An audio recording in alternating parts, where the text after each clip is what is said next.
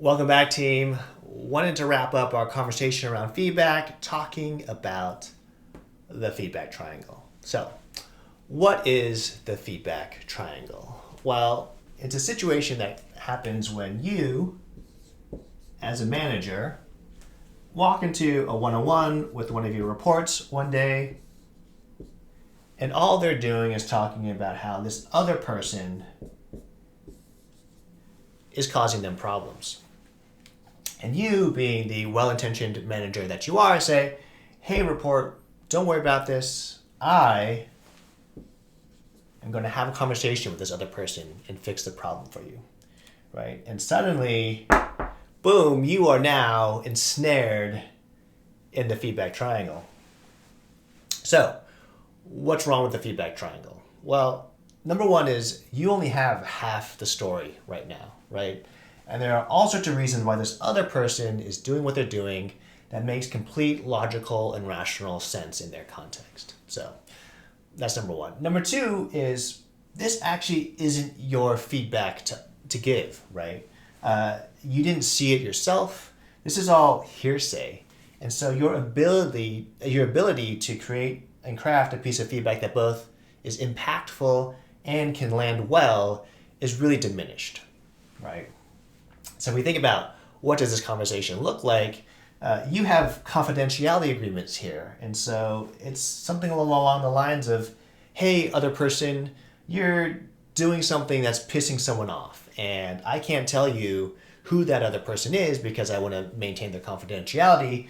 I can't tell you what it is that you did because then you know who reported you. So just think hard about your behavior over the past few weeks and figure it out yourself, right? Not very clear, not very actionable. So, how do we get out of the feedback triangle? Well, rule number one of feedback triangles is don't back yourself into a feedback triangle, right?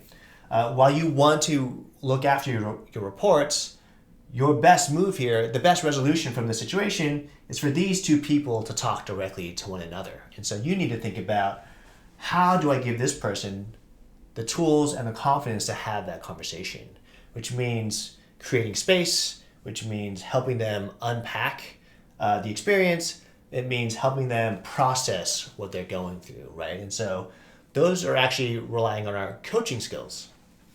Some of my favorite coaching questions to ask in this situation is, on a scale of 1 to 10, how serious is this for you, right? What is your ideal outcome? Or even, how would you like me to be involved, right? And from there, this conversation can go in all sorts of directions, right? Maybe on a scale of 1 to 10, it's a 2. In which case, we're just going to talk about it, we're going to vent about it a little bit, and then we're going to move on. Maybe it's higher, maybe it's an 8 or a 9.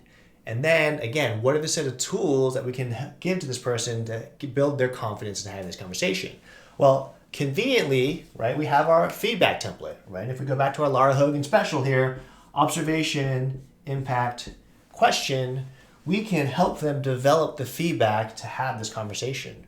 We can workshop it with them, we can role play it with them, right? Just give them reps so that they feel comfortable understanding what they want to say in this conversation. And that's the feedback triangle. That's the general case for the feedback triangle. Now, there are a couple cases and conditions where you actually will need to get more involved, right? That first set of conditions are things that are sort of HR heavy, I say, as I like to call them, right? So it's assault, it's harassment, it's threats of physical violence, it's threats of self-harm. In those cases, escalate immediately, right? Get HR involved, reach out to your HR BP, get help. That's number one.